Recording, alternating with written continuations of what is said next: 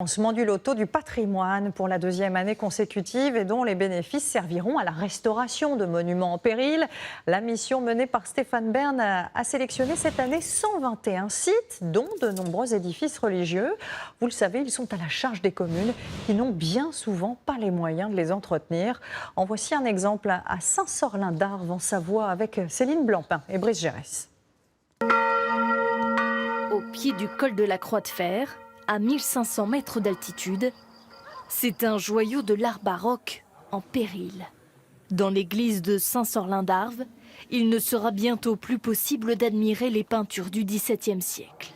Regarde, la peinture, elle a commencé à être endommagée là aussi. Les murs du monument sont rongés par l'humidité. Priorité pour les élus, rénover la toiture. Des travaux estimés à plus de 200 000 €, une fortune pour une commune de 300 habitants.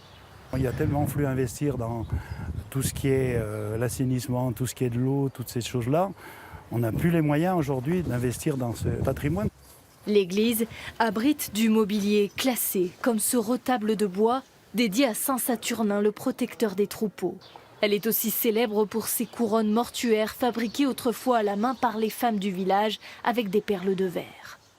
Pour éviter que ces couronnes de perles qui étaient placées sur les tombes ne soient écrasées par la neige, eh bien, on prenait soin, dès l'automne, dès les premières neiges, à les placer contre les murs de l'église. Fiers d'avoir été sélectionnés, les habitants de Saint-Sorlin se mobilisent pour cette nouvelle édition du Loto du patrimoine.